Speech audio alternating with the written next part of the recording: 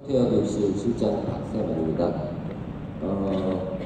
모두들 궁금해하시는 지침을 말씀드리기 전에 좀 주요 행사에 대해서 좀 안내를 해드리겠습니다. 주요 일정인데요. 지금 저희가 이제 착수 워크샵을 하고 있죠.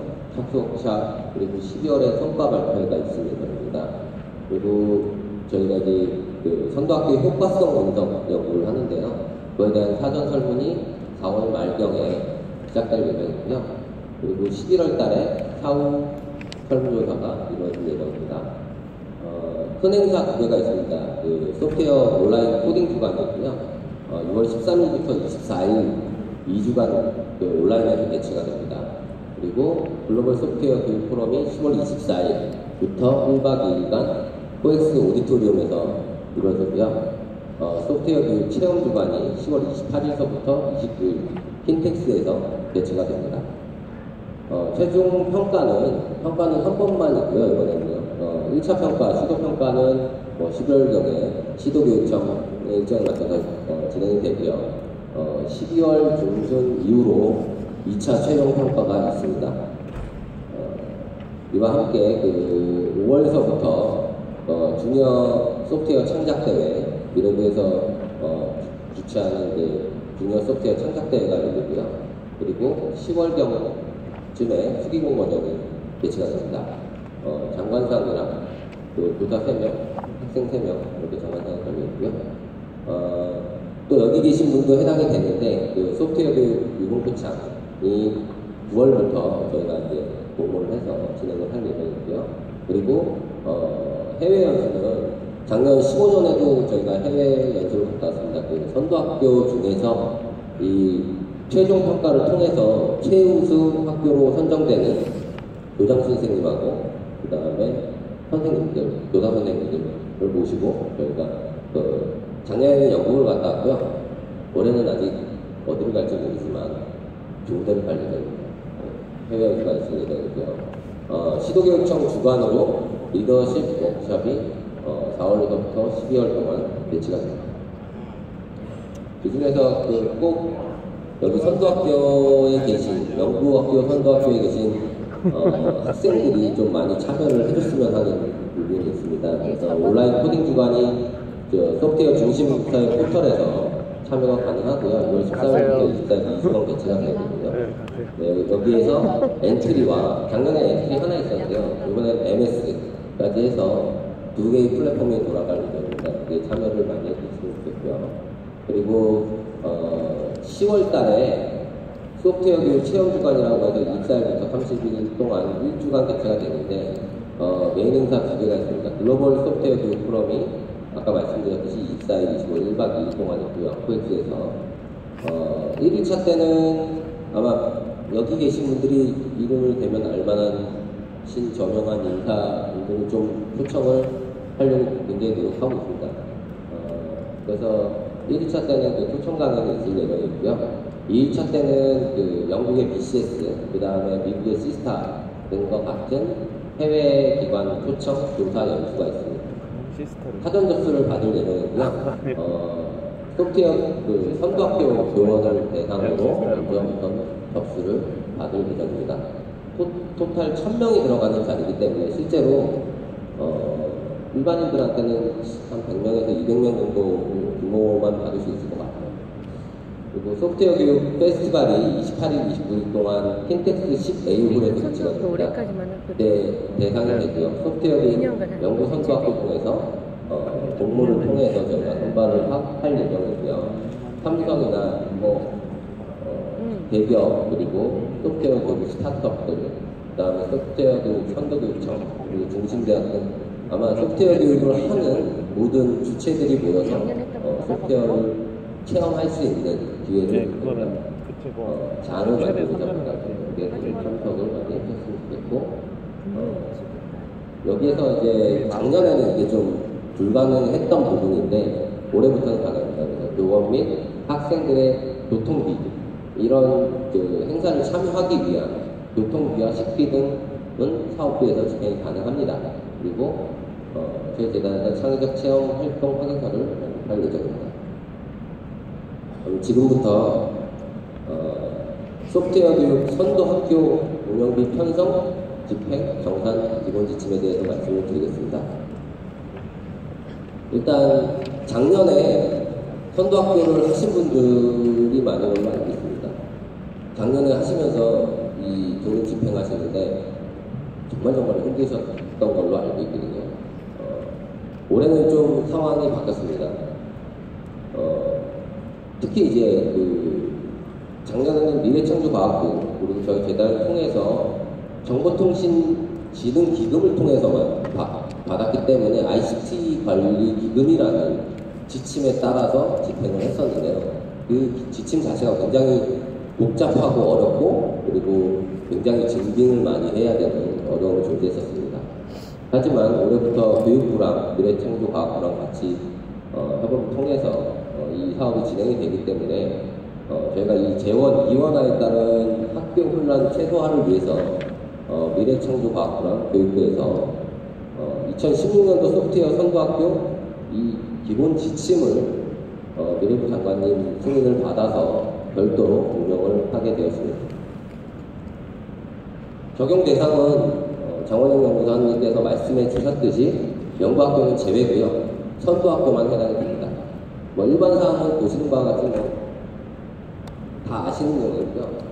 타 목적으로는 당연히 전형에 불과하고요.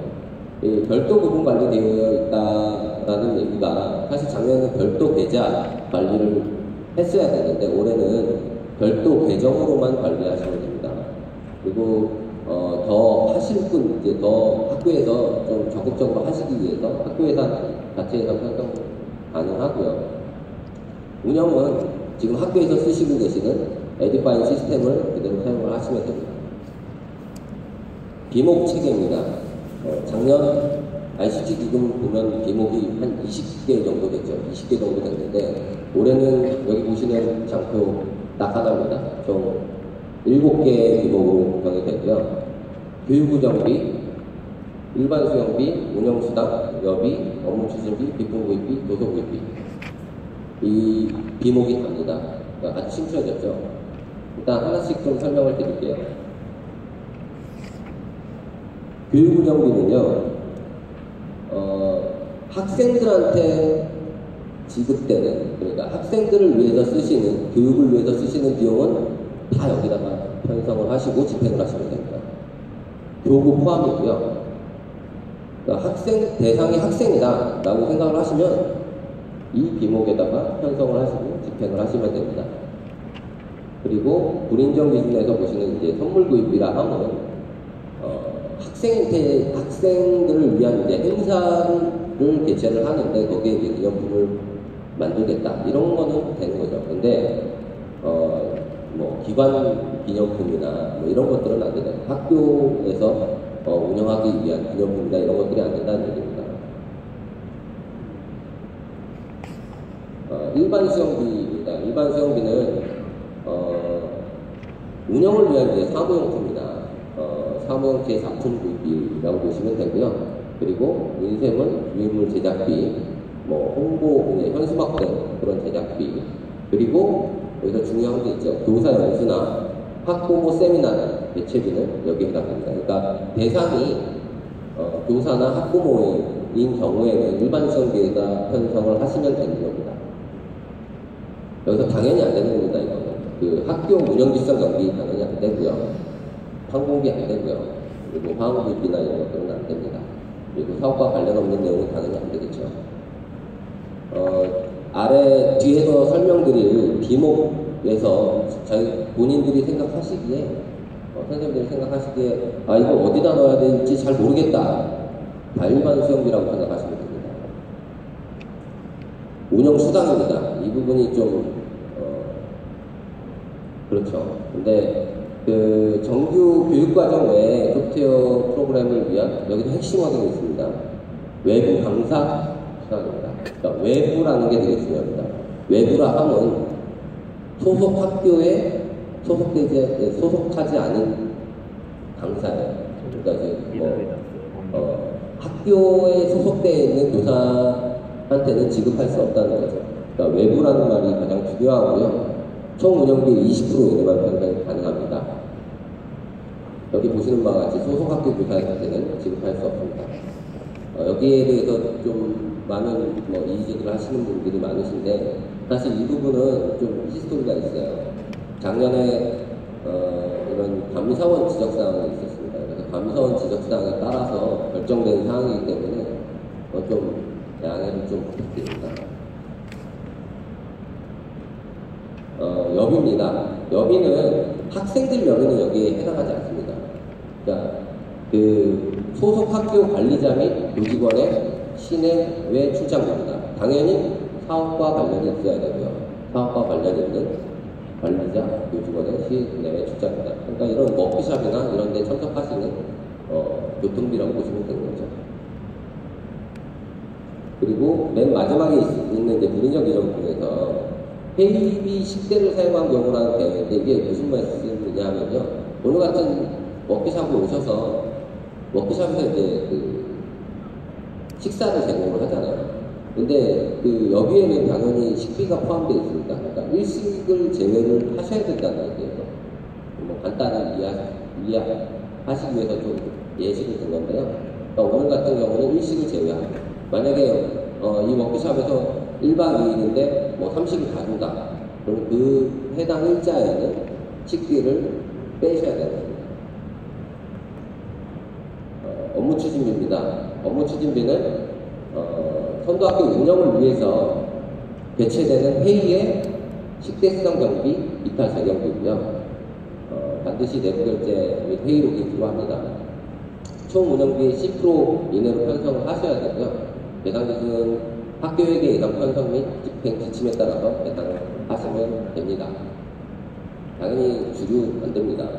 주류, 사실 저희가 작년에 정산하면서 명수 중에 주류를 딱 박아서 온 경우가 있습니다. 안 됩니다. 그리고 외부 인력 참석 없이 내부 교직원 간 회의비로 집행하는 경우는 안 됩니다. 그러니까 외부 인력이 반드시 한 명 이상은 참석을 해야 됩니다. 요건 좀 안 했어요, 작년에. 알고 계셔야 될 것 같고요. 하지 말아요. 입분 구입입니다. 많은 질문들이 사실 작년에는 교구도 이 자산 취득기에 들어가 있었기 때문에, 그리고 50%로 한정이 되어 있었죠. 올해는 자산 취득비, 입분 구입비는 총 운영비의 30% 이내에 편성하실 수 있고요.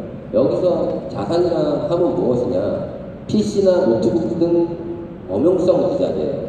즉 학생들을 위한 도구들은 앞에 말씀드렸던 그 교육 운영비에다가 편성을 하셔서 집행을 하시면 됩니다. 실제적으로는 작년보다는 이런 도구를 사시거나 그런 데에는 훨씬 더 환경이 좋아진 거죠. 이렇게 이해하시면 되고요.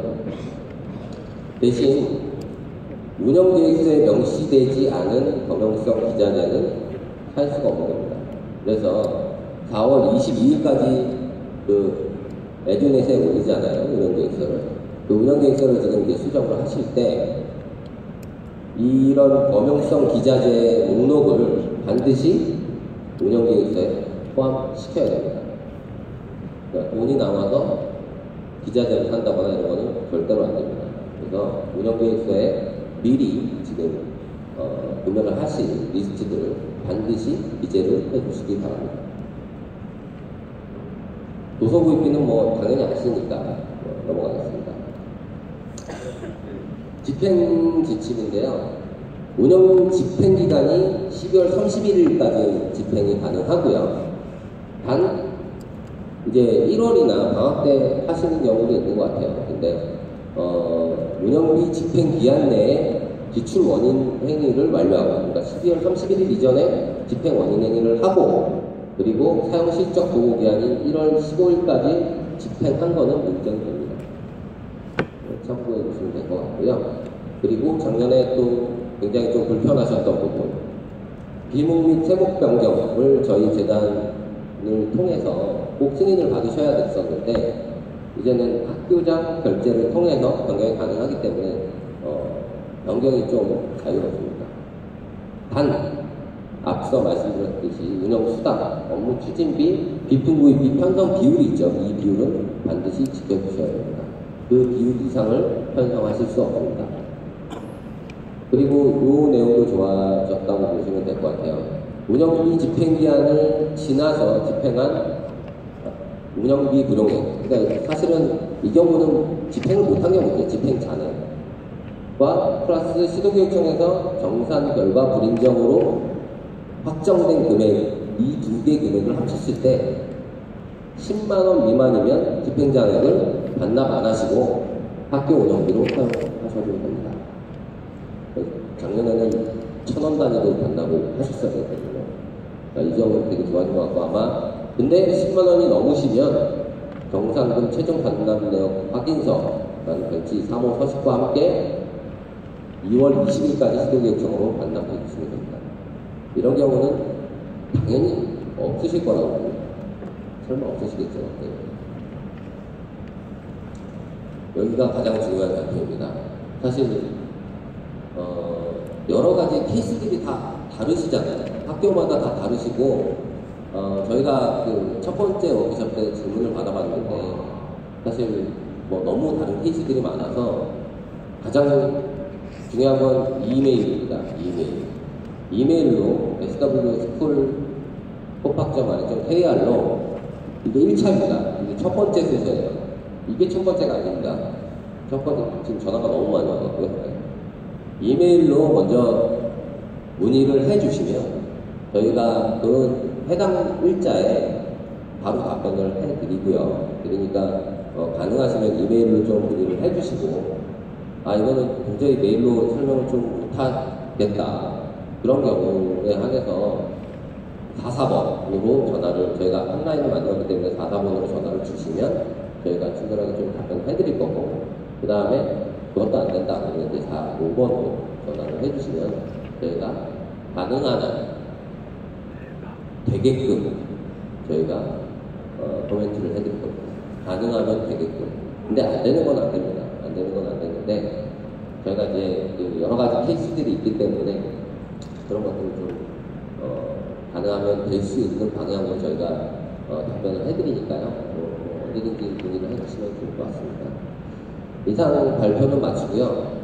몇 가지 지금 워크숍을 거치면서 한 2가지 정도를 좀 말씀을 드릴게요. 가장 많이 좀 질문이 오시는 게 SSD를 사서 컴퓨터를 업그레이드를 시키겠다. 너무 노후가 돼서 이런 케이스들이 굉장히 많습니다. 그거는 어디에 편성을 하셔야 될까요? 교부는 아니잖아요. 그죠? SSD가.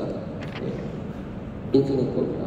거기다 편성을 하셔야 돼요. 자산 취득비에 있는 비품이고요. 그리고 두 번째, 이거는 이거 실제로 문의가 온 겁니다. 비품구입비, 그러니까 자산 취득비로 컴퓨터 교실이 노후돼서 바닥을 갈아도 되겠냐 이런 질의가 있었습니다. 되겠습니다. 절대로 안 됩니다. 광주는 광주 지역에 계신 분들 잘 안 오시네요. 다 웃으시거든요. 네. 여기까지 발표를 마치고요. 혹시 질문이 있으시면 이쪽으로 질문을 해주십시오. 지금 시간 관계상 너무 진행이 많이 됐기 때문에 여기서 발표를 마치겠습니다. 감사합니다. 교육에 들어갈 때만